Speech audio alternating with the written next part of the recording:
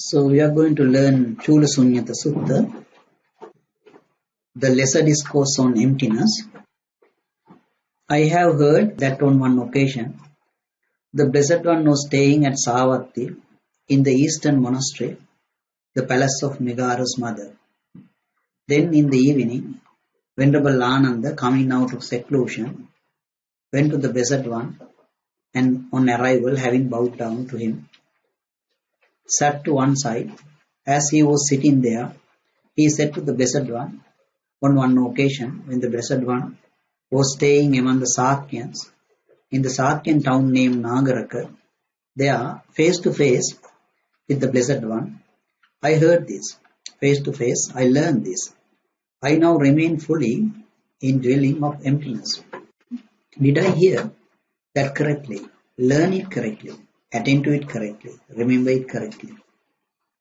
Then the Buddha said, yes, Ananda, you heard that correctly, learned it correctly, attend to it correctly, remembered it correctly. Now, as well as before, I remain fully in a dwelling of emptiness.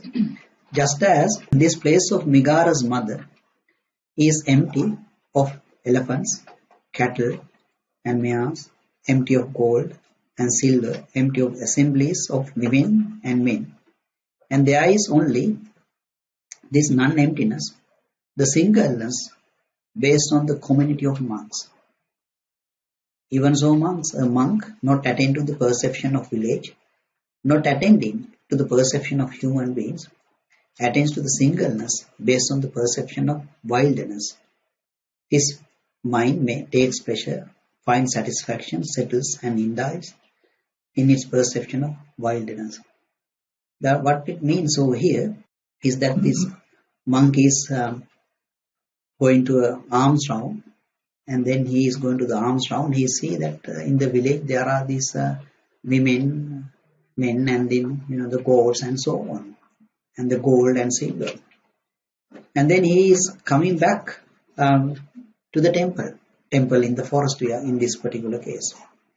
Having come, he discerns that whatever disturbances that would exist based on the perception of village are not present here. Whatever disturbances that would exist based on the perception of human beings are not present. There is only this modicum of disturbance, the singleness based on the perception of wilderness. He discerns that this mode of perception is empty of perception of village. The mode of perception is empty of perception of human being. There is only this non-emptiness, the singleness, based on the perception of wilderness. Thus he regards it as empty of whatever is not there. Whatever remains he discerns as present. There is this, and to this his entry into emptiness, accord with actuality, is undistorted in meaning and pure. So this monk now we see, now in the village there were these women and gold, silver and so on. You come to the forest grove, there you can see those women are not here. The gold, silver, those things are not here. So those things are not present, therefore it is empty. But there is this non-emptiness. That non-emptiness because the monks are there. So whatever thing that it remains, he discerns as it is present, and there is this, that means that non-emptiness because of this monk. And it also says, accord with actuality is undistorted in meaning and pure. What is this undistorted means? The undistorted means there are no perversions. Remember, there were perversions that it is fair while it is foul, or beauty while it is ugly.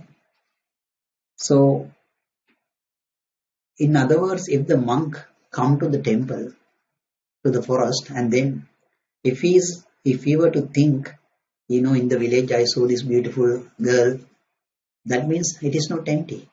So he went to the temple with that one in his mind and thinking and pondering over it. So that is not emptiness. But if he did not take anything to the temple, then he can see it is empty of those women and gods and so on. Now what remains over here for the non-emptiness is these monks. So in other words, if you don't want to have the perversion, then the mindfulness regarding the body and the foulness produced out of that one should be with him, and it should come to aid for this monk. Otherwise, he will be carrying that one of the women or to the temple. So this is the descent into voidness. And then next it says, further Ananda, the monk not attending to the perception of human beings, not attending to the perception of wilderness, attends to the singleness based on the perception of earth. His mind takes pleasure, finds satisfaction, settles, and indulges in his perception of earth. So now monk see this the temple. So that is a building. In that building, what you get is the four great elements. So now you consider that one. That matter is just made from the element of extension, the whatever hard thing. So the monks also got the element of extension in their body. So now he has actually equalizing those things, and the monks as well as the building all just element of extension, nothing else. So here it says that his mind takes pleasure, finds satisfaction, settles, and indulges in that perception. That is this is the element of extension. So this has to be seen something like, that let us say a man, husband and wife fight, and then these let's say one of them walk. When they walk, they normally see the Buddha statue in a shrine room inside the house. So you enter that one. So likewise, you are entering the perception. This is the element of extension. So when you see the statue, then you are happy. So then there's this takes pleasure on that Buddha statue. And there may be something, the mattress or something, you sit down on that one. So that means the finds satisfaction and settles. That the steadiness is achieved. And then you come to a mental resolution that adhitthana, yes it is. Buddha said, this life is suffering. So likewise, you enter into that perception, that is this element of extension, nothing more, patterning. And then acquire confidence and the steadiness and resolution regarding that this perception, that is this element of extension, patterning, that is all. And Buddha gave one good example over here. Just as a bull's hide is stretched free from wrinkles with 100 stakes, even so, without attending to all the ridges and hollows, the rivers, ravines, tracts of stumps and thorns, the craggy irregularities of this earth, he attends to the singleness based on the perception of this element of extension. That his mind takes pleasure, finds satisfaction, settled, and indulges in his perception of earth. I mean, the indulge is sort of not a good word, it's just a resolution about this. This is the element of extension. So you see that if you get a cow skin and it has got these wrinkles, it's not a flat thing as it is. Let us say you take 100 pegs and you stretch it in 100 direction. So it will become flat. Like that the people playing this, what is it called, Rabana type thing, drum type thing, and it is sort of flat thing. You see, when it is flat, your mind cannot get hold of anything. Just imagine a wood piece, completely flat. Is there any place that you can actually, you hold into your mind? There isn't anything. So even if there is a pattern in that wood piece, then you are, so there is a pattern and then you are looking at. Otherwise, it's just flat thing. So what you need to do in this one, in the meditation, you take a bulldozer and you drive the bulldozer, make the whole earth flat. And don't let these, there are these gullies, valleys and so on, and even the water, make all of them just a flat thing, like a ground, making ground. So then there's nothing for you to hold into. So the mind become expanded. You get expanded mind by doing that. When you see this vast, so what you see is a vast area, like a big ground. In that big ground, your mind is also spreading with that one. So it becomes vast. People sometimes go to this beach and then they look far away and then stay like that one. Do you know why they are doing that? Because their mind get concentrated. This was told to me by Godnathan. He said when you look at a large area, your mind become concentrated. That's why they do. In the beach, if you see some sort of island or something far away, then you look at whether there is any animal living over there or something like that one. If there is nothing, there's nothing for you to grab and hold. Even the waves are falling, you cannot see in the far away sea. The close by you see, far away you don't. So your mind become expanded. So the best thing you can do is take a bulldozer, drive it, and make the whole thing flat. And then your mind won't grabbing anything on that one. And so he discerns that whatever disturbances that would exist based on the perception of human beings are not present, because of those human beings in the village or the women and so on, they are not here. Now he is in this secluded place, and then he found the monks are there. So the emptiness is that non-empty because the monks are there. Now he made all of them flat because there's a building, only the element of extension, part of it.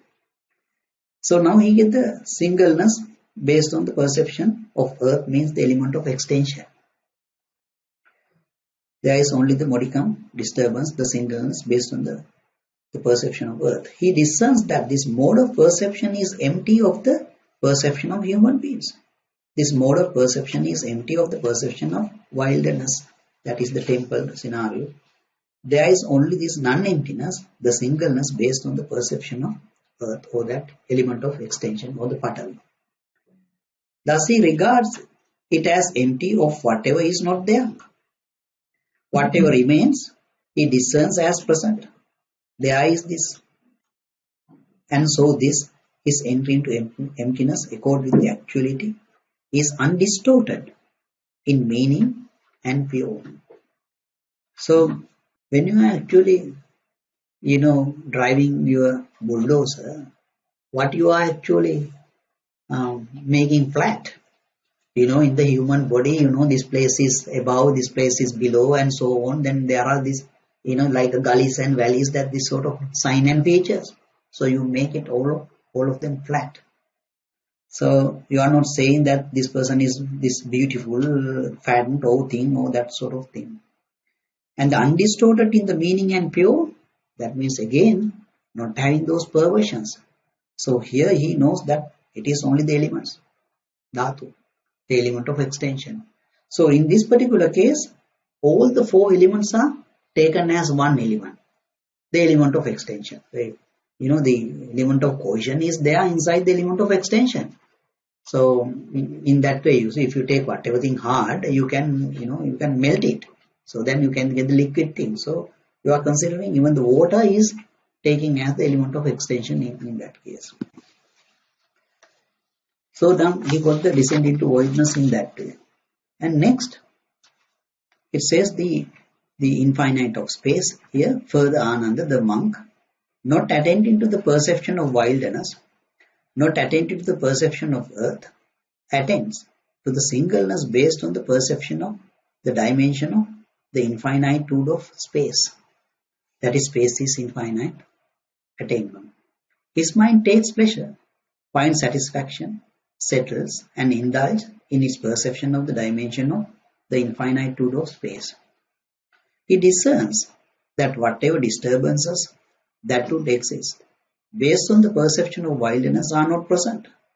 Whatever disturbances that would exist based on the perception of earth are not present.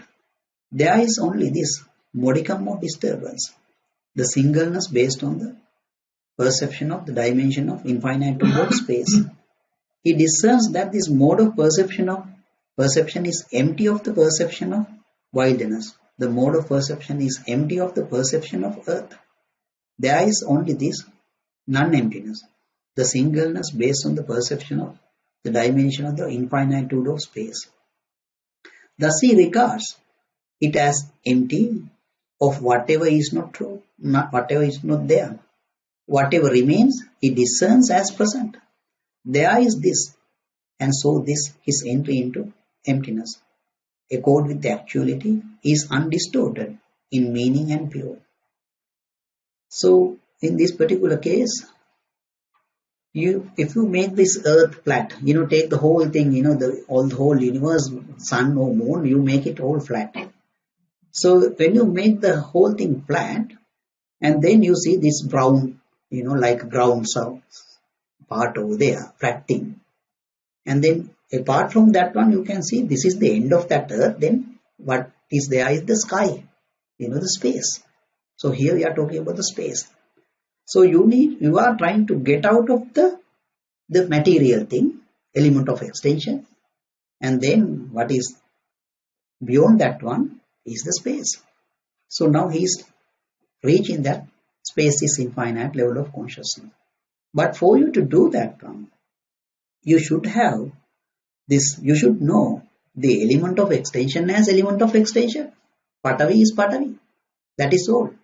And then you should know, you should not have the doubt that it is mine. And you should have the faith that it is not mine. And if you are clear on that one, then you can exceed the element of extension and then go to the space is infinite. You see, some people are saying, what I was asking is to drive the bulldozer and make the whole thing flat. Some people are saying that one or two trees were left. I could not make it flat. What they meant is that when they were driving, their baby, daughter or son came in front of the bulldozer. So how can I send bulldozer in front, over the baby? In other words, we are not asking someone to kill anyone, but we are here we are saying just take the element of extension as element of extension. The baby is also element of extension, nothing more. And some other person said that a monk came in front of the bulldozer, so I could not drive the bulldozer. Even the Buddha is there, you need to send the bulldozer. Otherwise, you regard the Buddha's body as as something yours. That is the element of extension, but you regard. You see, the king Kosal, he went to Buddha and then paying these reverences, he was kissing the Buddha's legs. While kissing, he was actually doing that one. And then Buddha looked at and Buddha said, the king, what is this your treatment for this filthy body? That's what Buddha said. You see, the people get this idea because it's Buddha. Then you are thinking Buddha's body is something pure. No, Buddha saying my body is again crap. There's nothing more over here. So you need to get rid of this name part. The Buddha, my father and so on, the monk and so on. If you remove that one, it's just the element of extension. So now you need to remove that one. Otherwise, you can't exceed the form. You are still on earth. So if you go beyond that one, then you get the space is infinite level of concentration. When you reach there, how do you see? We explained this on before, day that there is no full moon, there is no moon, and there are no clouds. Far away, you see some stars, the black space with stars. So that is space is infinite. It's not the sky we are talking about. We are talking about the space. And we also know how to go there. We did another meditation. Vattu Sutta, simile of the cloth. Remember that we were talking about if you know envy, and if you know how the envy come to arise, the arising phenomena of envy. And if you get rid of envy, then you reach the space is infinite with a noble understanding. How the envy come to arise? It is from the derogation, makka. the derogation. So as soon as you find that one and you get rid of it, then you go to space is infinite. And there is another method. Another method Buddha is explaining in a discourse that with the complete transcending of perception of forms and with the passing away of perceptions of sensory impingement and with non-attention to perception of diversity, that one would reach the space is infinite. So the first is you got to have the non-attention to perception of diversity. On earth you saw the gullies and valleys and sort of things. So these diverse perceptions. So non-attention should be there. And in our case it was made easier because we were making it flat. So you don't get this diversity at all. And the passing away of perception of sensory impingements means, when you have this eye and the form, that you get this sensory impingement depending on those. So since your body is there, what can you do? You see, you hear. So those things only has got this passing away phenomena that does not seek delight, does not welcome, does not remain holding. Only that way you can get rid of this one. Otherwise it will be there. And then Buddha said this with the complete transcending of perception of forms. So how do we transcend the perception of forms? I'll give you another way to arrive at this one. Let us say that on a mountain slope, there is a girl and a boy. So just leave the girl over there. The boy is climbing up the mountain halfway through.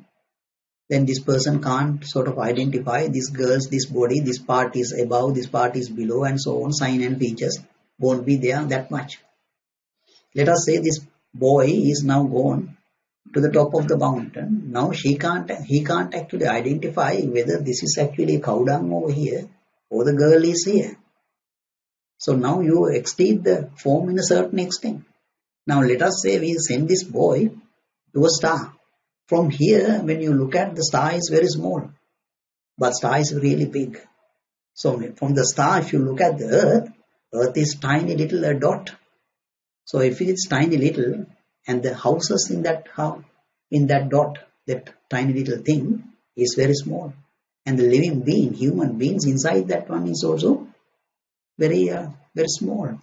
So it becomes insignificant because the size. If it is insignificant, then you can exceed. You see, when you look at an ant and looking at an elephant, you can see you exceed the ant very quickly. Look at the ant, you look the other way around, there's nothing for you to look at. But when you look at the elephant, you actually see, the leg is like that one, tail is like that one, and so on. So difficult for you to exceed that one because it's more prominent. But when that, girl is very small, is a tiny dot sort of scenario, you can see that you can exceed that one. So by that way also you can go to space's infinite level. That is this, in that particular time when you exceed this, the form, actually what you are exceeding is this first column over here in this diagram, the physical nutriment path, and this is actually this craving for sensuality. So now you are in this shorter path over here, in the knowledge path, you are in this shorter one. With the space is infinite level of concentration, you are going through this shorter path and you have exceeded the craving for sensuality.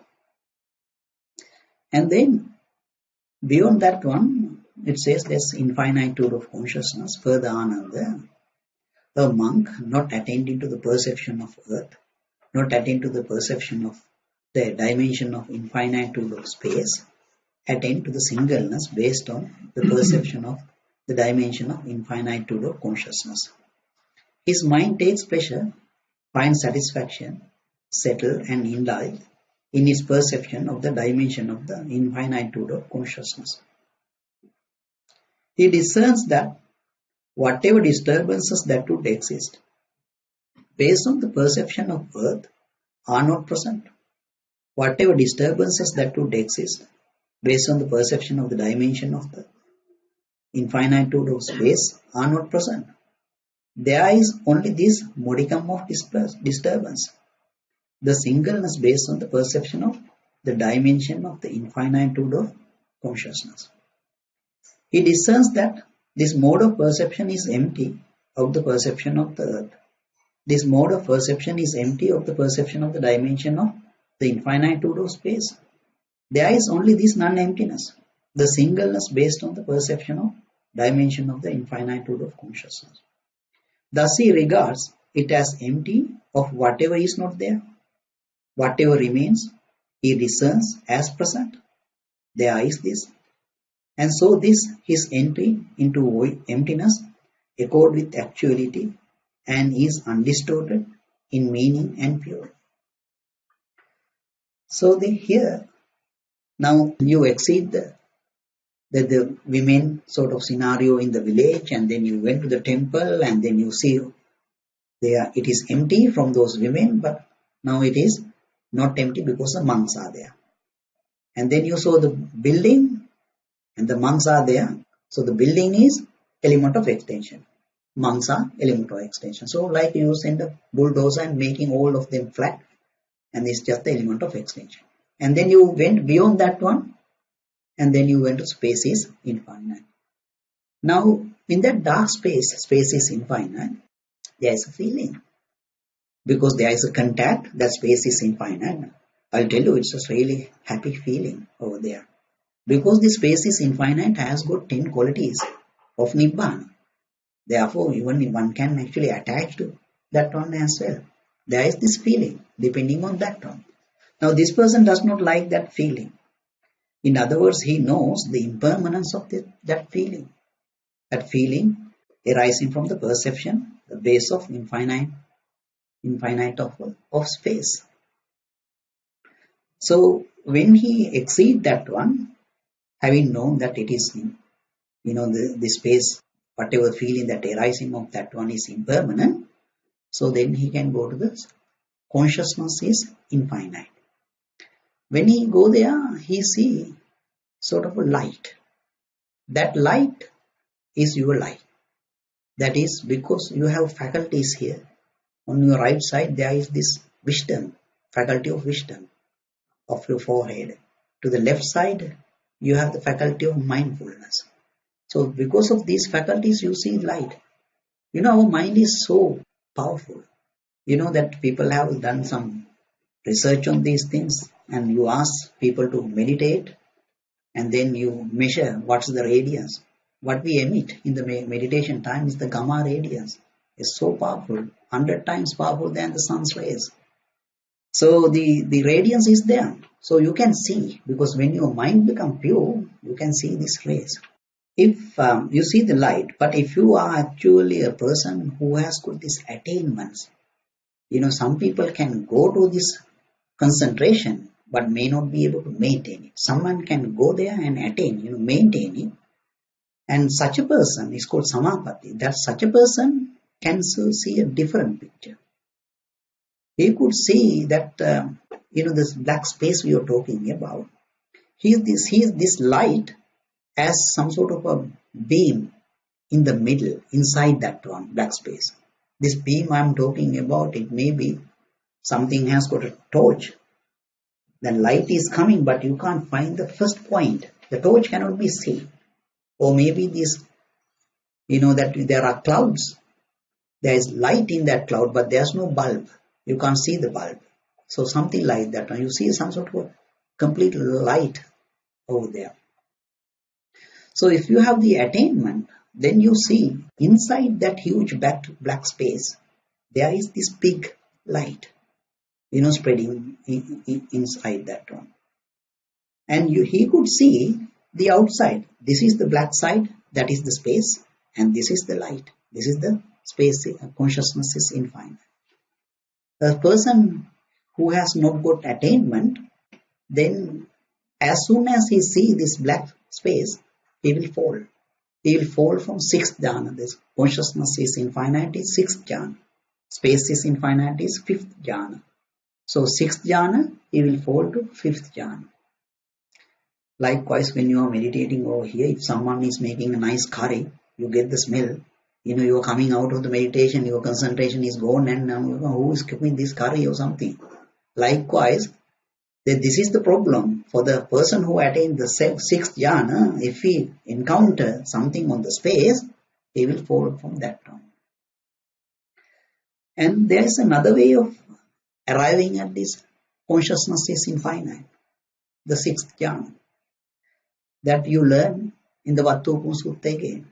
Remember, we learn if you know derogation, makka, and if you know what it is stemming from, the condition for derogation, and if you get rid of derogation, then you would reach the consciousness is infinite. So what was the condition? The anger. Because of the anger, you get the derogation. And there is this another way, very simple and easy way to go into this sixth jhana. What is that? You see, if you get a faith, if you get the gratitude about those arahants in Akanita Brahma realm, because of them, this Dhamma is now today, available to us in this particular way, pure way. I mean, that's how I got this Dhamma, this pure Dhamma. I learned quite a lot from them. So if you have the gratitude, we got these diagrams and then way to meditate on all those things because of those arahants, because Buddha is not here. They are the ones helping us. So if you pay your gratitude to them, and it's very easy, very quickly you see the light. You reach this consciousness is infinite. Because you are again taking out the derogation. You are remembering the qualities, you are not taking out the qualities. You can do the same, contemplating about the Buddha, thinking about the Buddha, having the gratitude towards the Buddha. But to do that one, you need to know one more thing. It is because that you should know that only if you see the Dhamma, the doctrine, then you see the Buddha. Buddha said that one. Only by seeing Dhamma you see me. When you see me, what you see is the Dhamma. You need to understand that one very well. So, but since the Buddha is not there, the Buddhist has got this wrong perception, Buddha is there. They go in front of that statue and offer something and say, please Buddha, let me have this one, I have my son got a problem and so on. So Buddha is not there to listen. Buddha attained final Nibbana. But that's how the human beings think. Most of the Buddhists think that way. So you need to understand that Buddha is no longer there. But only by knowing Dhamma, you can know the Buddha. In the Buddha's time, if you were paying gratitude to the Buddha, you can see you could have easily go into the sixth jhana level, without much trouble. But today, you need to know Dhamma, by admiring the Dhamma and learning and contemplating on that one. Only that way you can go. So now we have shown you 3 ways for going there. And do you know your consciousness is getting established on something because you allow the dependent origination to occur. The dependent origination has got the 12 links. From the ignorance, the volitional formations. From the volitional formations, consciousness come to be. From the consciousness, the name and form. And it goes like that one for existence to birth. And then the birth to aging. So there are these 12 links. So you allow at least one of the links to occur inside your mind, and that is why your consciousness is getting established on anything in the world. The dependent origination is allowed. So what Buddha is now saying, that you don't need to know all the 12 links to go beyond the 6th jhana. The consciousness is infinite. If you know this particular link, you thoroughly learn and meditate on that one, then you can go beyond that one. What is that link? It is because of the contact, feeling come to arise. With the cessation of contact, the cessation of feeling. It is like that you take 2 pieces of wood, rub them together, then the heat is produced or fire is produced. But if you have to separate this two pieces of wood, it is not there. Similarly, you understand that this one is because of the contact, the feeling come to arise. With the cessation of contact, the feeling that is arising because of the contact will cease. So when you understand that thing, then you can go from the sixth jhana to the seventh jhana. So this sixth jhana is this one. The space is infinite is this one. We mentioned this one before, mindfulness to the empty, this line. But here you can see the feeling. Now it is easy to meditate. Because of the contact, feeling come to arise. With the cessation of contact comes the cessation of feeling. Because this sixth jhana person, in that level of concentration, what he knows? He knows pleasure. He knows displeasure. He knows neither pleasurable nor non-pleasurable. That is what he knows. So in other words, if you know the impermanent nature of the feeling, because of the contact, feeling come to arise means this is the arising. With the cessation of feeling. That is the arising and passing. So if you know the impermanency of the feeling, then you can go to the seventh jhana. And that is seventh jhana from the number 10 to wisdom. That line. The doubt is written on that particular line. So at this particular point, we exceed craving for existence. Bhavatanna. Remember we were talking about craving for sensuality. We exceeded when we enter the fifth jhana. Now you can see there is this, depending on the contact, this contact path, that is the path of the craving for existence. And these two are the craving for non-existence, the mental volition and the consciousness. So you are now exceeding this path because you are going away from that feeling. So now we are going to this one. That is what is mentioned next. Nothingness. To understand this nothingness, in the elements discourse, Dhatu Vibhanga Sutta, Buddha said there are 6 elements. Element of extension, element of cohesion, element of motion, and the element of heat. And the space is infinite, consciousness is infinite. Those are the 6 elements. Now if you get rid of all those 6, what do you have? Nothing. No thing. And that is called plane of nothing. So by exceeding this feeling, you go to the plane of nothing.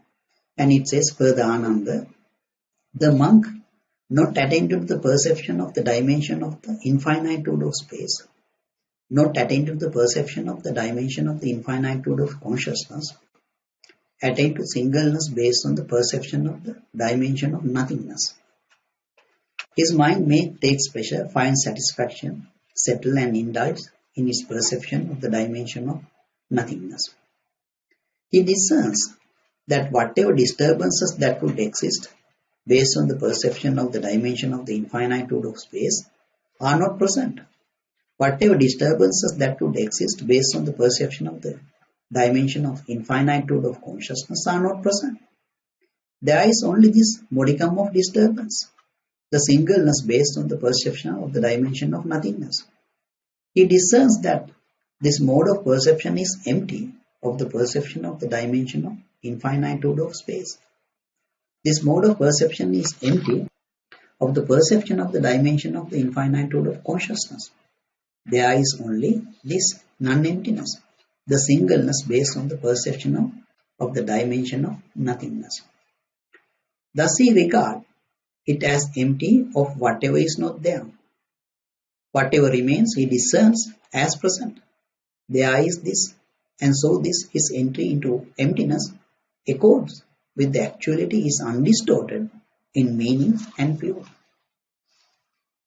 So here, as you can see, how do we come over here? We contemplated about the impermanence nature of the feeling. Depending on the contact, feeling come to arise. Cessation of the contact, cessation of feeling. So that is the impermanence. So then you come to the 7th jhana. So when you come to the 7th jhana, how would you see? Remember I was talking about in the black space, there was a beam, the light. Now just assume that this light beam is completely scattered, broken into pieces. So you see the one light spot somewhere in the black space, and another white light spot on the space. So it's spread around. So it is not dark as before, a little bit more light than the previous one. So that is how someone will see this plane of nothing. And we also learned, we also heard when we were talking about Vattupa Sutta, that if you get rid of fraud, that's sateya, then you can go to that plane of nothing. And then there is another way of arriving at that one, which is mentioned in Ananja Sappaya Sutta, Imperturbable Discourse. It says, Sunyamidam attenava attanyenava. That is empty of self and what belongs to self. Empty of self and what belongs to self.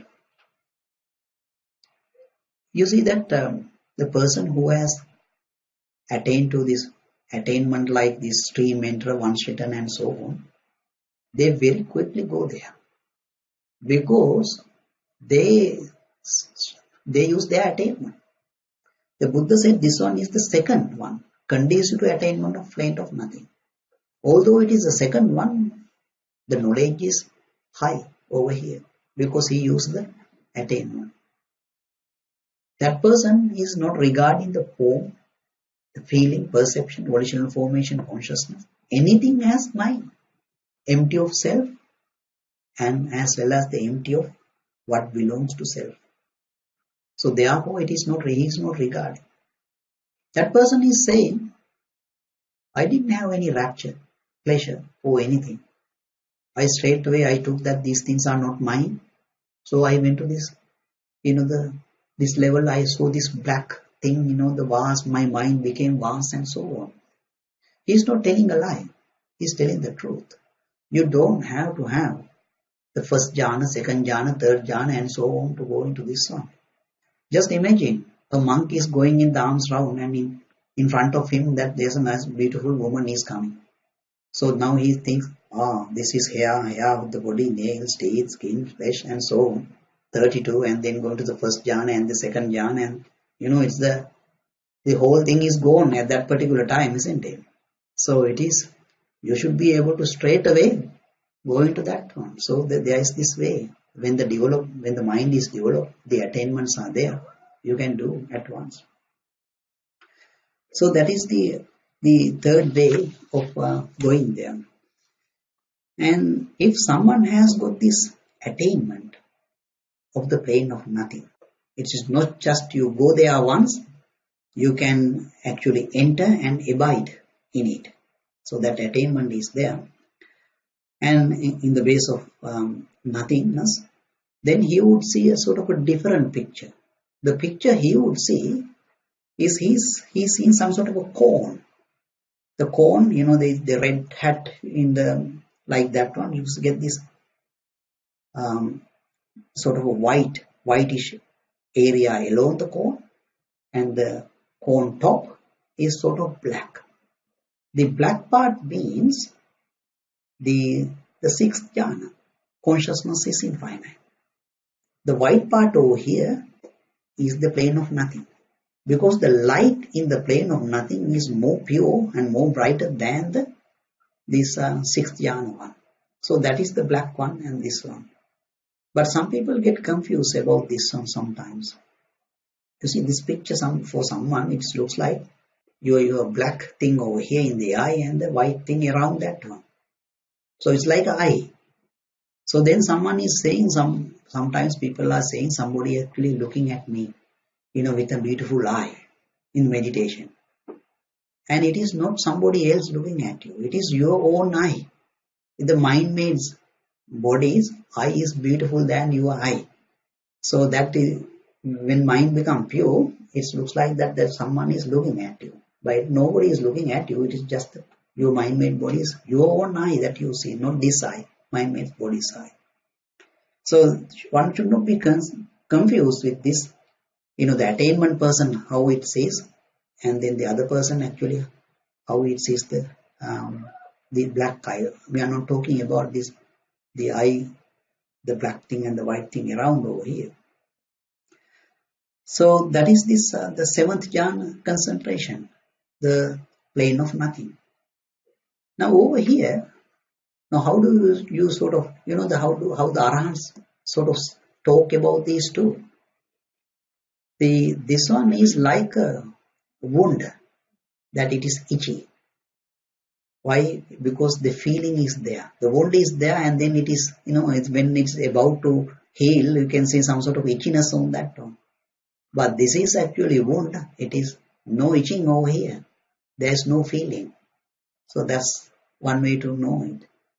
And the Buddha said, some are saying this one as a vomit.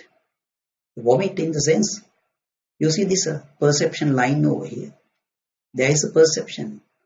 The time you attain the seventh jhana. And there is a post-perception, that is sick perception after that one. So it's like a vomit in that case. There are two perceptions in that case.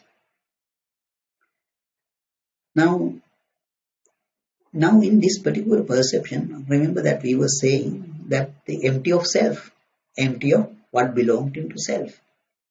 So let us say you went over there. It is look like that you are actually over here, and then you are saying that everything around me, these pictures, light fittings, computers, projectors, as well as the living beings around me, none of them are mine. That's what you are saying. But aren't you there in the middle of them, saying that nothing is around me is not mine, but you still have the perception that I am here. So you do not like that perception, and then you are going to the next jhana level, that is the 8th jhana level. That is what is mentioned next. Further, Ananda, the monk, not attending to the perception of the dimension of the infinitude of consciousness, not attending to the perception of dimension of nothingness, attains to the singleness based on the dimension of neither perception nor non-perception. His mind takes pleasure, finds satisfaction, settles, indulges in the dimension of neither perception nor non-perception. He discerns that whatever disturbances that would exist based on the perception of the dimension of the infinitude of consciousness are not present. Whatever disturbances that would exist based on the perception of the dimension of nothingness are not present. There is only this modicum of disturbance, the singleness based on the dimension of neither perception nor non-perception. He discerns that the mode of perception is empty of the perception of dimension of infinitude of consciousness. Mode of perception is empty of the perception of the dimension of nothingness. There is only this non-emptiness, the singleness based on the dimension of neither perception nor non-perception. Thus he regards it as empty of whatever is not there. Whatever remains, he discerns as present. There is this. And so this, his entry into emptiness, accords his actuality, is undistorted in the meaning and pure. So now we were in 7th jhana and there was a perception. Now as I said, this person gradually eliminated those things. Went to the arms round, saw the women and jewelry, came back to the forest, not taking any of them in his mind. Now he found that it is empty from those women and so on. But there is non-emptiness because of the monk. And then he looked at the building. Building is element of extension. The monks are element of extension. So it's like taking a bulldozer, making the whole thing flat. He considered everybody, everything in the world, entire universe, the element of extension. Like you are sending a bulldozer and making a big area and your mind become expanded. And then after that one you saw the black space exceeding the form. And then the space is infinite. There was the feeling. You get the feeling because of the space is infinite. It's a really good feeling. Less troublesome than your world that you are living. So then he found this particular feeling is impermanent. Then he went to the consciousness is infinite and you are here over here. And that is the 6th jhana.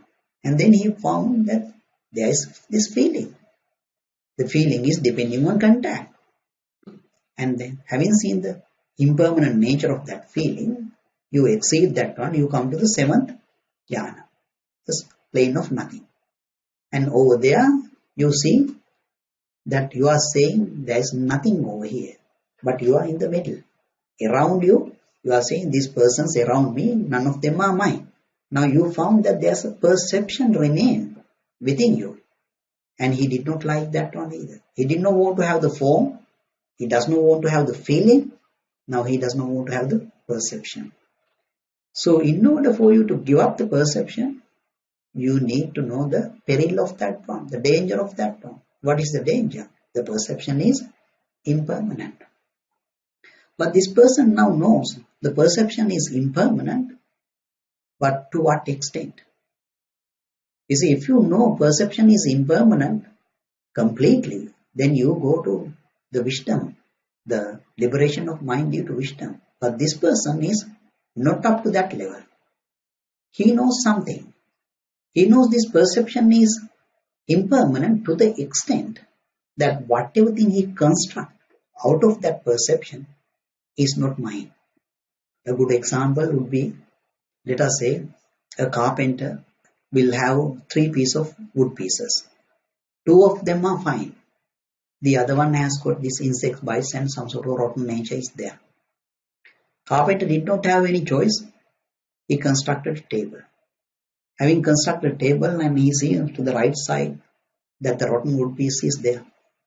Now he thinks that this table will be broken. Normally, if you know this carpenter's old days, if you look underneath the wood piece, his name is written, the date is written. In other words, he is claiming, I am the carpenter who did this job. Now this person is not going to put that name over there. He is not going to claim because this one will be fallen. So he knew that this construction is impermanent. To what extent? He got these 3 wood pieces. The 2 of them are fine. He did not see impermanence in those 2, but he saw one of them impermanent. So in other words, to the extent that whatever thing the carpenter's wood piece is the perception. And then the carpenter's construction of the table or whatever thing it is this volitional formation, whatever thing you construct. So constructed volitional formations, you are not going to claim. Like you are putting your name underneath, you are not going to claim because it will be fallen. So if you know up to that one, then you reach 8th jhana. That can be represented from mindfulness to wisdom. That is the 8th jhana, never sanya, na sanya. Neither perception, non-perception. Why do we say it's neither perception nor non-perception? Because you see, there are 2 perceptions here. By the time you enter the 8th jhana, you have a perception. But this part is not there. After that one, you don't have the perception. It is something like, let's say, someone give you some sort of a toffee. That toffee is with chemicals. You know that you put the toffee into your mouth, and after that, you do not know anything. You know that consciousness is gone, you are unconscious or something like that, or you do not know at that time. So something like that one. So by the time you construct neither perception, non-perception, there was a perception, then thereafter you do not know. It's like that you are sleeping. That is how you feel in the neither perception, non-perception level.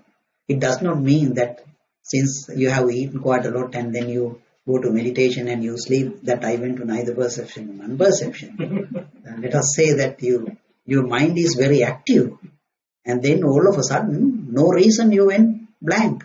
Blank in the sense you do not know anything after that one. That is neither perception nor non-perception. Normally when people are coming out of it, with that one you come out. Because that you actually fall into the bottom level. From the 8 to the 0. So some person who has got the attainment of the 7th jhana concentration maintained thoroughly, that person from 8 to 7, 7 back to 8. He can do that one. He does not fall in like that one. So that is the neither perception, non-perception level. And the other way is to arrive at that one. Remember, we were talking about this disparaging. In the disparaging, what you do? You label these things and then you separate. What are you separating? Your volitional formations. But here you are not separating volitional formations because you got rid of all of them, the perceptions, and then you are not going to say this one is better than that one or something that one. For you to say this one is better than that, there must be a perception. If there is no perception, how can you distinguish between these two? So the perception go on, then you are not separating. There is nothing to disparage. Therefore, you are living in that one. So this is a powerful thing, the disparaging. So now we learn how to reach the 8th jhana, and there you are in this particular spot. At this particular point, you are like sleeping and you do not think. After the 8th jhana, you can't think. Up to the 8th jhana, you can think. Even in 7th jhana, you can think. Think and contemplate, you can do that one. But 8th jhana, you can't think because you are sort of sleep person. But when you get out of that one, when you are coming out of, then you see pictures. Sometimes people are telling me, someone was actually showing me some bad stuff, some pictures, I did not like it. But those are not someone actually showing you anything. It is because when you go to the 8th jhana and coming back, you see flashes. Those flashes, they are just milliseconds, not even a millisecond. It just comes and go, comes and go. So they are your fast births. Some pictures, snapshots in your fast births. So this is the danger. Think that if you actually see a snapshot with the sensual desire, there's someone having sensual things sort of scenario, what will happen? You come out of the 8th jhana, in the 8th jhana realm, you see that one, then you are going for that shop, those who are selling most of those material things. You can go to hell. Even the person who attained 8th jhana, what Buddha said is, for all the realms, Buddha said the same thing. He said most of the beings will be born in hell or animal realm. Starting from the human beings, divine worlds, Brahma worlds, neither perception nor non-perception. Most of them go there. It's a huge fall. Because you live there 84,000 great eons without shaking. And you coming back, coming out, going to hell. Big fall. So, and then the next one is the themeless concentration. Further, Ananda, the monk, not attentive to the perception of the dimension of nothingness, not attentive to the perception of the dimension of neither perception nor non-perception, attends to the singleness based on the themeless concentration of awareness. His mind takes pleasure, finds satisfaction, settles, and indulges in his themeless concentration of awareness. So you need to know what is this themeless concentration of awareness means. And sometimes it says this singleness abiding. Sometimes it says prajna vimukti, that is the liberation due to wisdom. Liberation due to wisdom. So the liberation due to wisdom is marked over here, this particular spot. How do you go there? For you to go there, you need to think, you need to go to the 7th jhana. Either by way that, these things are not mine. Shunyamidam, attenava, attenenava. These things are empty of self and empty of what belong into self. By doing that one, by not taking matter, feeling, all those things as not mine, you go to that 7th jhana. So now there was this perception that nothing is mine while you are sitting down over here. Now if you see the impermanency of this perception itself, complete impermanency of that perception, how do we know the impermanency of perception? We were analyzing that one seek delight in perception, welcomes it, remain wholly, according to the concentration discourse.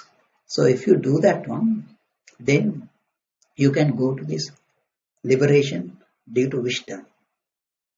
And at that particular time, you will see, you will feel right side of your forehead, and that particular spot is very active over here because the faculty of wisdom is over here. So that become active.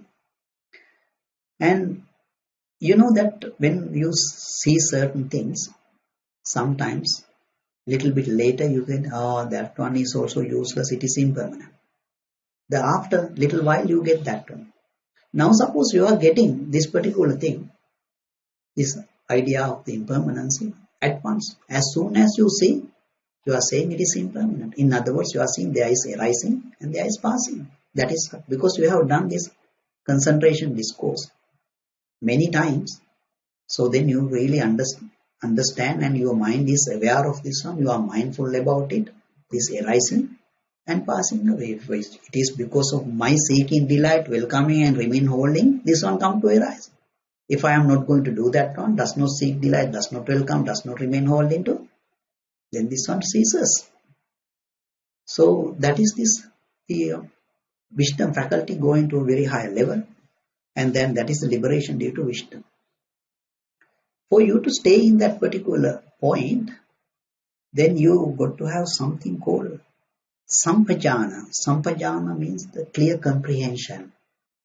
The clear comprehension will be marked over here, the fear of wrongdoing, the clear comprehension. What is this clear comprehension? Sampajana. You know that this is arising. There is this arising phenomena. So let us take it like this hand. So here you see, I seek delight, welcome is remain whole into it, then therefore the delight come to arise. Because of the delight I got the clinging, because of the clinging there is existence, because of the existence there is this birth. So it's some sort of object here. And then there is this cessation part. If I do not seek delight, one does not seek delight, does not welcome, does not remain whole into it, then there is no delight. With the cessation of delight comes the cessation of this clinging.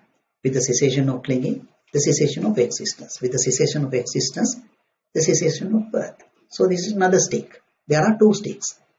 Now let us take this both two sticks to one stick. This part is the arising, this part is the cessation. Now I am saying, if there is no craving, I would not get this both sticks. No craving, no stick. The two sticks together forming one stick, it is no longer there if there is no craving. So for you to understand this one, that is the clear comprehension. Understand this one, you can see, when do you stop eating? Do you stop eating when your stomach is full, or do you stop eating, the craving is no longer? What do you think? Craving is no longer, isn't it? Because otherwise, someone actually give you some curd and honey, then you will eat. You stop eating, have this one, and then you continue. So if the craving is not there, no, I'm not going to take that one either. And another example is that the tiger. Tiger is not eating like we are eating. We are eating, 6 meals per day or something, isn't it? Three major ones and the other ones. Tiger, when it eats, kill an animal and eat, another 2 or 3 days, it is not eating anything. And at that time, tiger is, looking at the sun side, that with the heat and so on, and enjoying the life. And even a little creature going past by, he doesn't bother trying to go and kill that one. So, because there's no craving to kill that creature at that particular time, there's no need. So, the clear comprehension which will be marked in this particular spot is the one supporting the wisdom. In the sense, the liberation due to wisdom. So, prajna vimukti. Without it, we will fall from the liberation due to wisdom. You can't stand, you cannot be there. So for this liberation due to wisdom, can there be any arrogance because of that one? Normally people think that there cannot be. But there will be. How? You go to this liberation due to wisdom, and then you come out of it, and then you are happy. Then you go to your friend and say, friend, today my meditation was really good. I went to this liberation due to wisdom. My head, this part was very active. I was not taking anything in the world as mine, and I was really happy. The other person says, scratching his head, I meditated 14 years. For a single moment, I could not go there. He can't do, I can do. So then you become the arrogance. But this liberation due to wisdom also constructed. So it's a volitional formation. So the arrogance, for that, arrogance is for what then? The arrogance is for the volitional formation. If that conceit was removed, then you can go and reach the liberation due to mind. That is called the liberation due to mind, and it is normally written over here in the number 10. Sometimes say liberation of mind or liberation due to mind. So it can be represented in the number 10 over here. So in that particular case, that the activeness of this thing we are talking about, this is the arising and passing. And then after that one, sometimes that the value for that one is also gone, so that you get the liberation. When you get that liberation, you see our faculties are like this. You got the faculty, the wisdom faculty here, onto the right side of your forehead. The left side, the mindfulness, faculty of mindfulness. On the back side, onto the right, that is your faculty of effort, virya, effort. And in this particular time, he will feel that something from the back side is slowly moving to the left side. That is for the first time you see. After that one, you can't experience that one because it's always arising in there very quickly. So this is your concentration faculty on the back side of your head. So you feel it, and you feel the whole face left side is very pleasant. This cheek of your face as well as this area, sort of you feel so pleasurable. So that is this liberation due to mind. So how do we reach the liberation due to mind? The one way is that you go into this 7th jhana, and there was a perception that nothing is mine. And then if you get this, you are firm on that perception that those things are not mine, anatta, not self, is there, then you get to number 10. So all the meditations you can see, going from the 7th, impermanency, then you get the liberation due to wisdom. The not self, you get the liberation due to mind. For you to stay here, you need the support. The support is this one, concentration due to desire. In other words, your mind should have the focus to Nibbana only. In that case, you can be here. So now we have been talking about 2 liberations. There is another liberation. So this perception, you go to the 7th jhana, and then if you say this perception is suffering, we are talking about perception is impermanent, one liberation. Perception is not mine, another liberation. And if you say perception is suffering, then you go to another liberation. For you to reach there, you need to I can show you in a diagram first, that is called this investigation vimarsam. You reach the measureless state of equanimity, upekka apamana. How do you go there? In the 3rd patipada, the 3rd way to attain this nibbana, this pleasant way with slow realization has got 2 efforts. The first effort is to not to have any perceptions. The second effort marked over here is a spiritual power at that particular point. That one has got effort not to have these volitional formations, not to regard them as mine. So you might have heard in Pali this atapi sampajano satima. Atapi means effort. The sampajana is clear comprehension. Satima is mindfulness. From that one you go to this measureless state of equanimity, upekka apamana. So Going there, then you reach this something called desireless abiding. So we were talking about three types of abiding here. The first abiding we were talking about the signless abiding, and then the next abiding is the void abiding. This one is the signless because there's no sign of permanency, and this is called void abiding because nothing is yours. And then the other one is the desireless abiding, and in Pali it is called appanita cheto vimukti, desireless abiding. So how do you go to the desireless abiding? That all done using this particular meditation. You see, if you come up to here, there is this last line: birth, aging, sickness, and death. Not simply you are coming from the bottom, from the top, and coming over here. If you come up to that level, then you have reached something called measureless state of equanimity, upekka pramana. That is powerful. This meditation is so powerful. Come up to that one. Now imagine you are going backward. You were sick, then you died. After death, you are thinking going to have another birth. What it means? You are going to sick again, isn't it? Just imagine you are sick, and then you have had the death, then you are going to get sickness again. It's only a mad person can do that one. I am sick and I died, I want to go back to sickness again. So if you get one over here, that's why Buddha said, other than an arahant who destroyed cankers, everybody is mad. Because the sick person going to death, and then you are going back to sickness. Only a mad person can do that. So it makes sense. So if you come back one, then you get the plane of nothing. One backward. Dead person going to sickness. If you understand going backward, then that is this plane of nothing. Understanding it.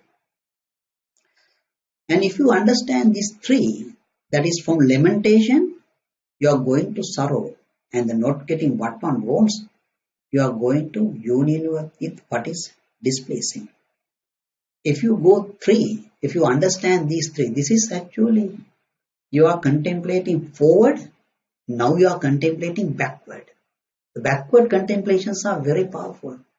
Looking at this one link, I died, then I'm going back to sickness. So you are actually asking, is this worth doing this one? In that way, you are going to plane of nothing. If you do three, then you get this liberation due to plane of nothing. There is liberation due to plane of nothing as well.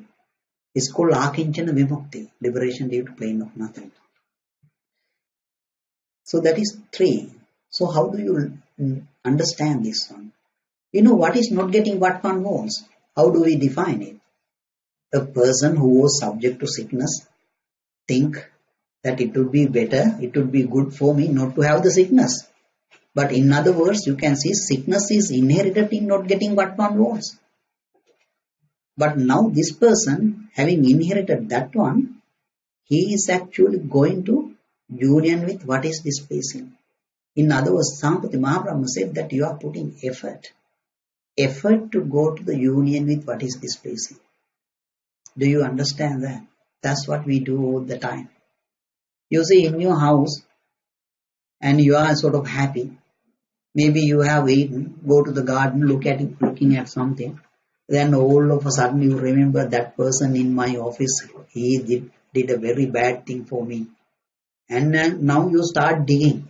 This is how I help him. This is how he is actually damaging me. He did this one. He is doing that one, and so on.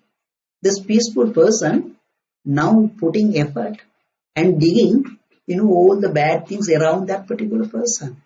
So that is what Sampati Mahaprabhu said, that you are putting effort. Your calmness, you are destroying yourself by digging at, other person did this one, that person said this one to me, that is not right, and so on. And again, from the lamentation to sorrow, you are running. You are not going, you are running. And one good example is that, people sometimes making these paddy fields and so on. Those farmers, they actually make something like a bunt. That's some sort of a bunt is the word, isn't it? So it's the so that water will not go into the other one. So you are happy you have done that job, and then you come back.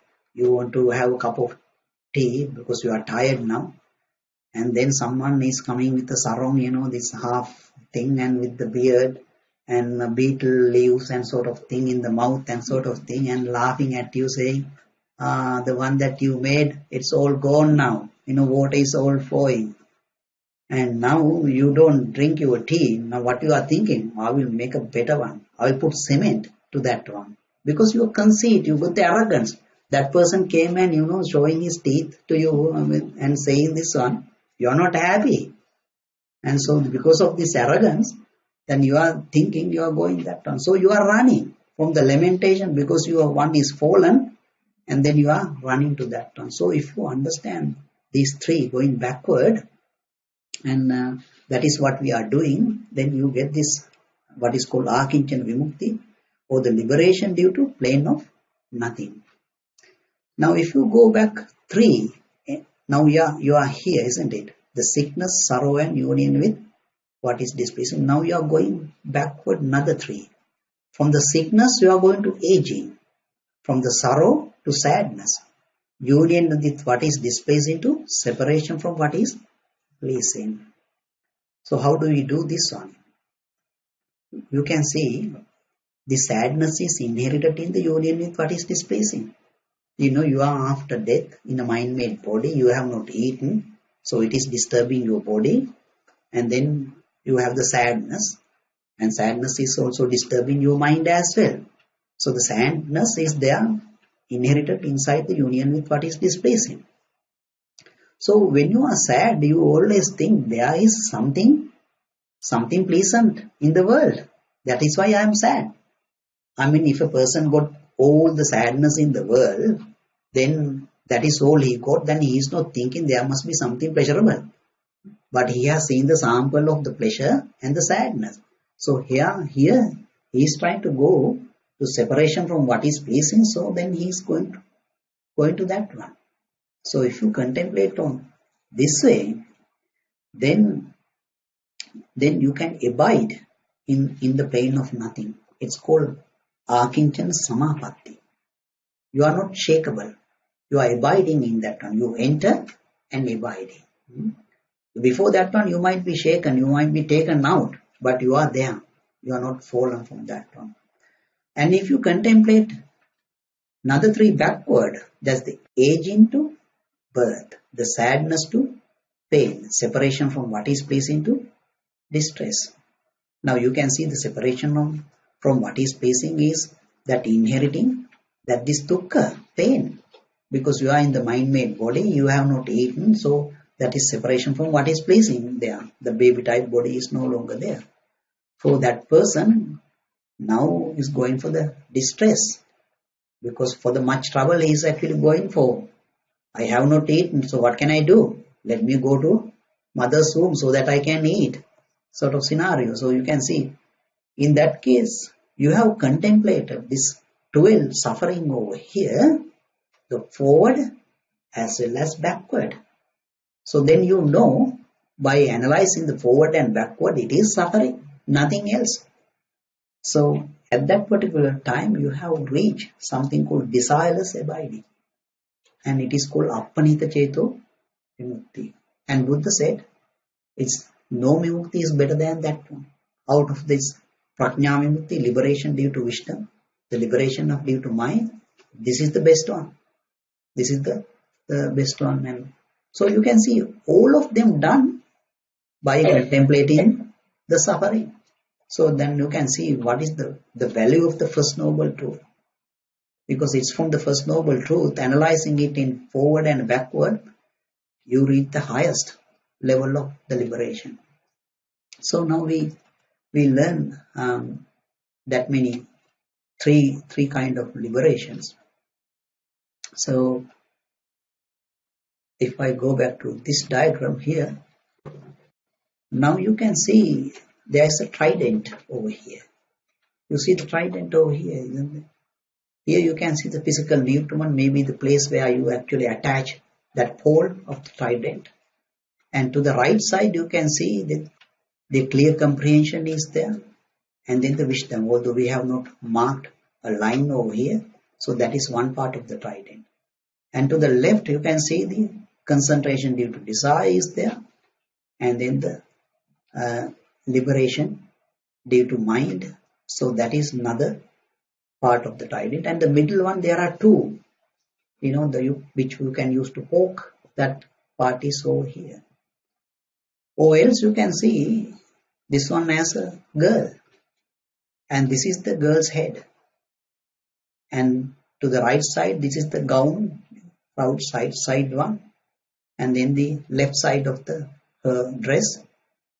And then in the middle, you can see these are the two legs of that one. This girl has got a hat as well. But hat is not attached to this one. What is that hat? Hat is the Nibbana. Nibbana is apart from this diagram. All the liberations are inside your head, isn't it? So the Nibbana is outside. So it's a very valuable meaning in it. Nibbana is not here. So the liberations are inside over here. Now this one you can see it is your head. Remember I said this mindfulness over here. And the wisdom, that faculty. The effort over here, backside. So you take that piece of paper, put your head. And that is your head. So the liberations are there. That's how you feel this way and that way sort of scenario. Okay, so we learned three liberations.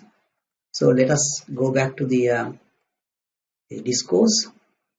And then Buddha said he discerns that whatever disturbances that would exist based on the perception of the dimension of nothingness are not present.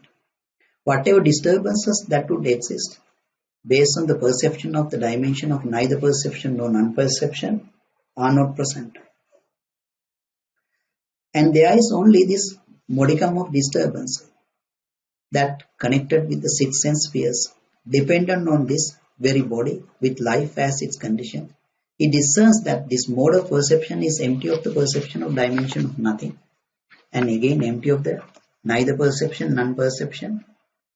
And there is only this non-emptiness that connected with the six sensory spheres, depending on this very body, with life as its condition. Thus he regards it as empty of whatever is not there. Whatever remains he discerns as present. There is this, and so this his entry into emptiness accords with actuality. He is undistorted in meaning and pure. You see, although you went to the liberation due to wisdom, at that particular time you understand you are not burning from anything. No, it is like a lotus, this petal, where the water is actually putting onto that one, it just slips. Whatever you see in the world, from the eye, sound and so on, it's all gone. It's not there. So you are not burning from any objects. But you are still burning because of your eye, ear, nose, tongue, body and the body. Because you can see, although you go to these liberations, when you are hungry, you have to stop. You need to eat. So because of this body, that you are burning from that one. Remember yesterday we were looking at this number 8 in the Vammika Sutta meditation. And that is this very high level. That is what we are talking about. Now he going to the liberation level, but still he sees there is this contact because of the eye, ear, nose, tongue, body. So then the next one, it says further, Ananda, the monk, not attending to the perception or dimension of nothingness, not attending to the perception or dimension of neither perception, non-perception, attend to the singleness based on the themeless concentration of awareness. His mind takes pleasure, finds satisfaction, settles, and indulges in its themeless concentration of awareness. He discerns that This themeless concentration of awareness is fabricated and mentally fashioned. And he discerns that whatever is fabricated and mentally fashioned is inconstant, that means impermanent, subject to cessation. For him, thus knowing, thus seeing, the mind is released from the effluent of sensuality. This released from the taints, the effluent of becoming, the effluent of ignorance. With release, there is knowledge release. He discerns that birth is ended, the holy life is fulfilled, the task done, there is nothing further for this world. So what it says here is that you reach the liberation due to wisdom after going back to the seventh jhana, and then you go to the liberation due to wisdom. And then he understands this liberation due to wisdom is also volitionally produced. It is constructed. So then, having understood that one, he understands if something is constructed, then it is subject to cessation. It is impermanent. There is this arising and there is this passing. So having understood, he destroyed cankers. For someone to do that one, remember we were mentioning, your mind gets established somewhere because you allow one of the 12 links in the dependent origination. What are those 12 links? Remember, from the ignorance, the volitional formation come to be. Because of the volitional formation, consciousness come to be. From the consciousness, name or form. And then down over there, you can see the existence of craving. And then you get the birth. Birth has conditioned the aging. So that those 12 links. Now take all those 12 links to one stick over here. Now you are saying this whole stick will disappear when this craving outside of this one is disappearing. You see, inside also there is craving. Because of the contact there is feeling. Because of the feeling there is craving. But this person knows this craving over here is not the craving we are talking about inside over here. This is different. Not the same, this one. So what is this craving? This is the delight. Remember delight we were talking about. You put one bite, then you get a feeling. The consciousness is aware of that feeling, and then the consciousness died. So you touch another form, put another bite to regenerate it. Again it is dying, and keep on dying. Now you used to this game of constructing and dying. So the delight is that you got in long term, you have the birth, aging, sickness and death. After death, what you want? You want to be born again. Remember, we mark delight over here, isn't it? In this line. So, this delight is the one outside. But this is not completely apart from what is inside the dependent origination. Because dependent origination also have this, from the contact, the feeling, from the feeling, the craving come to be. This craving is, you can see, you put a one bite and so on, second bite and so on, then you will regenerate this. Now this delight over here is something drawn out of that one, and it is now bigger. And that is what Buddha said in the third noble truth. The craving for sensuality, craving for existence, the craving for non-existence. That is what it is over here. And that is delight. So when you understand, I got this dependent origination, that's why I have this liberation due to wisdom. Again, because of I am allowing this one. Now what remains for me? Or the cessation. That is the third noble truth. The cessation of the whole craving is the cessation of this whole thing. So he understands up to that level. At that time, your right view, you understand in that right view. Remember, right view has got four things. The understanding about the suffering, the cause of suffering, the cessation of suffering, partly due to cessation of suffering. At this particular moment, you understand your right view is the highest level, and it contains only the third noble truth. So when you understand up to that level, then your mind becomes liberated from all those things, and the cankers, taints, astral, destroyed by that time. And at that particular time, you are not having these two. we are exceeding the craving for non-existence. Craving for non-existence constituting from mental volition path and the consciousness as nutriment path. So you exceed those two as well.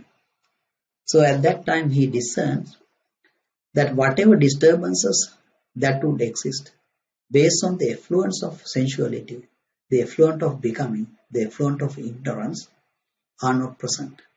And there is only this modicum of disturbance that connected with the six sensory spheres, depending on this very body with life as its condition. It discerns that this mode of perception is empty of the effluence of sensuality, becoming and ignorance. And there is just this non-emptiness that connected with these six things. Thus he regards it as empty of whatever is not there. Whatever remains, he discerns as present. There is this, and so this his entry into emptiness, accord with the actuality, is undistorted in meaning, pure, superior, and unsurpassed. And then how would a person who has destroyed these cankers like this one would live his life? And this was shown to me by Mandaladipati Buddhapaya in Akhanita Ramrela.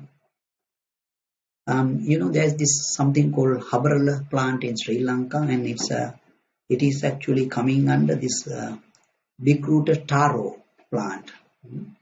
So let us say because of the rain and this flood is coming up, and then one leaf and the taro plants this comb, and this is linking together and lift up from the earth, and it is actually floating in that river. So let us say this plant is going in the river.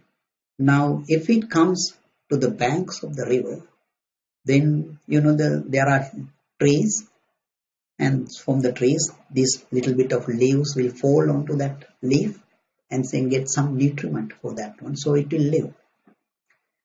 Now if it is not the case, then this is going in the middle of the river and no nutriment, and that one will destroy one day. So what is the way that to get rid of this one very quickly? Then the whirlpool type thing will occur in the middle of that one, then you can see it will destroy very quickly. So I was thinking, let it catch into one of those things, whirlpool, very quickly. And then the Mandaladipati Buddhapaya was showing me that this leaf now is coming with the comb with it. It is coming towards the river bank because you had this chetana, volition. Let it die very quickly. You had that one. If you have this volition, then mean it is actually coming back again. So those arahants who have destroyed these things, they do not think of destroying, or they do not thinking of making it further or so on. So they just live. If someone is offering them food, they will live. If no one is offering food, they are really happy because they can, while living it is suffering, that they can attain the final Nibbana. That's it. That is how they live. Ananda, whatever contemplatives and Brahmins who in the past entered and remained in an emptiness that was pure, superior and unsurpassed, they all entered and remained in this very same emptiness that is pure, superior and unsurpassed. Whatever contemplatives and Brahmins who in the future will enter and remain in an emptiness that will be pure and superior and unsurpassed, they will enter and remain in this very same emptiness that is pure, superior and unsurpassed. Whatever contemplatives and Brahmins who at present enter and remain in an emptiness that is pure, superior and unsurpassed, they all enter and remain in this very same emptiness that is pure, superior and unsurpassed. Therefore, Ananda, you should train yourself. We will enter and remain in this emptiness that is pure, superior and unsurpassed. That is what the Blessed One said. Gratified Venerable Ananda, delighted the Blessed One's words. So how are you going to meditate on this one? To meditate, you use exactly what Buddha said in the discourse. That is, that you go to the, let us say, take the example of that monk who went to the alms round, saw women, jewelry and so on. Didn't take anything into his mind, and then because he had mindfulness regarding the body established, he knows the crap as crap, experiment as experiment. So he went, there's no perversion, so he went back to the temple and he see that no women are here, no jewelry, but only the monks. So now he is thinking that this place is empty of women and jewelry and so on. But it is not empty because monks are there. So that is the non-emptiness. So that is his voidness, getting into the voidness. That is his actuality. And to do that one, what you need? One ingredient, isn't it? Mindfulness regarding the body. That is, this arising and passing has to be contemplated. And thinking like the dead body meditation we did on the first day. And then he see the monks are here and the building is here. The building is element of extension. That is hard. And what is monk's body is the element of extension. Then he regards the entire place, the earth, the moon and everything as the element of extension. So the best thing over here for you to use the Buddha's example, because Buddha was talking about the cow's skin. You are stretching in 100 directions, no wrinkles. Likewise, you make it flat. Use the bulldozer. Flat it everything. Don't leave anything. Whatever thing in coming in front of you, even your children, consider that's the element of extension. This is the beauty of doing this, driving this bulldozer. Normally people are saying, my son is also element of extension. My baby is element of extension. But ask you to drive your vehicle in front of them, making them flat. Then you say, how can I do that? No, it's the most difficult, that one. Then you understand that you are still regarding the element of extension as mine. Now, we are not asking you to kill anyone. We are saying just regard as the element of extension. But the bulldozer exercise is a really good one. Some people fail. Some people are, skillful. They say this is the element of extension, nothing else. So you send the bulldozer on your baby's body as well as your mother, father, even the Buddha. So it's just the element of extension. And you might see that brown thing becoming bigger and bigger. And then your mind expanded with it. So then you can see, after that one, what you see is the space. No more earth over there, no element of extension. So you go into the fifth jhana level of concentration. That is, this space is infinite. And I said that you see the black space. And some people do not see it because they contemplate about the Dhamma, the idea. That is the most valuable thing. Some people do not notice. And then you go to the space is infinite. I said that there is another two ways to do that one. One is that you need to know the envy, how the envy come to arise. It is because of this derogation. And if you know the arising phenomena, then you get rid of envy, then you go to the space is infinite. And again, in the another method of going there, remember that young couple in this bottom of a sort of a mountain slope, that one person there, you send the boy toward the star. So you are exceeding the form. That way also you can say this one is insignificant, therefore you can go to space is infinite. And then you have the space is infinite level. Now you see, because of the space touching, you have some sort of a feeling. That this is depending on the feeling, depending on the space. Now when you understand the impermanent nature of that one, because you can exceed that feeling. If you know that that feeling is impermanent, then you can go to the consciousness is infinite. The sixth jhana, the impermanency of that feeling. What feeling? The feeling, because it is contacting the space, is infinite. Then you see the light. So that is your light. Nobody else is actually putting a torch to you. It is your light because of your faculties, pure at that particular time. So then we also mention another two ways. One way is you understand the derogation, and then you understand the derogation is stemming from the anger, the Vattrupama Sutta. As soon as you understand that one and you get rid of the derogation, you go to the sixth jhana. Consciousness is infinite.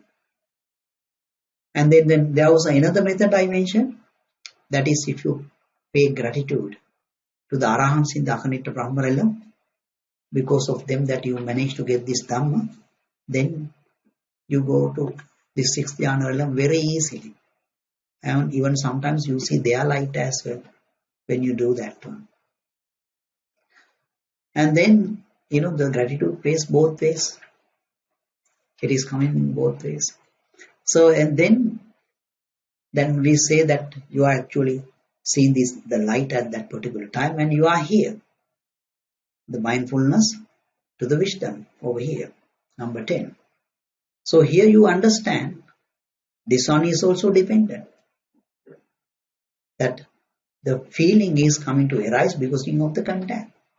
With the cessation of contact comes the cessation of feeling. By understanding that one, you can exceed the sixth jhana, and then you can go to seventh jhana, starting from the number 10 to the wisdom. And at that particular point, I said your mind is actually really vast. And then the picture you would see is like, that not like black light before, that you see the certain dots of light, these little bit dots here and there spreading around the space, lighter than the before. So there was another method going there, that if you get rid of this Sateya fraud, then you can go there. And then the other one knows this, contemplating that Shunyamidang Attenava Attaniyenava, not belong to self. No, those things are not self. So that means the matter, feeling, perception, volitional formation, and consciousness, they are empty of self and empty of that, this constituting of that one, whatever the element like form, feeling, empty of that one as well. So empty of self and what belonging to self. So that is the other method. So the whatever attainment you have, whenever you use that one, then you can quickly go there, because they are not regarding anything as self. Therefore, you can go straight to this plane of nothing. So in the plane of nothing, you see that there is a perception. Now you are saying, like you are in the middle, nothing is mine. These people around me, these light bulbs and all those things, they are not mine. So therefore, there is this perception. Then you do not like that perception either. No, he actually gradually removed everything. He did not want women. He did not want feeling, the percept and form and so on. Now he says, I don't want this perception.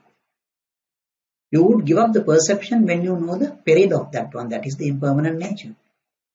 But now you know the impermanent nature of this perception to the extent whatever thing you construct from the perception are not mine. That means volitional formations. From the perception, what you construct is volitional formations. So you are not taking these volitional formations as mine. Remember the carpenter's example. 3 wood pieces, 1 rotten, the other one 2 good ones. So in other words, you know the impermanence of perception, not totally, to the level of understanding that whatever thing I construct from the perception are not mine. So then you see neither perception, non-perception level, and you are here. And that particular point you can't think like you are sleeping. So we also said if you get rid of this disparaging, you also reach there. Because you are not separating volitional formations. There is nothing for you to separate. No perceptions are there for you to help to separate. And then having come down of that one, you come to the seventh jhana again. Having come to the seventh jhana, you contemplate impermanence, the fully impermanence about the perception.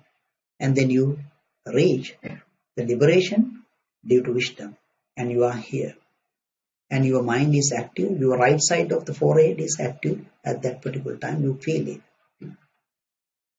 And then if you take this perception, having reached the seventh jhana, if you take this perception as not, it is not mine, not self, then you come to the empty. That is the liberation due to mind. And if you take this, go to seventh jhana, and then you say this perception is suffering. Remember our discussion, the suffering has to be seen forward and backward. If you see it that way, then you go to the liberation, that is the desireless attainment. Desireless attainment, desireless abiding. So having gone into the liberation due to wisdom, the next you understand this one is also constructed.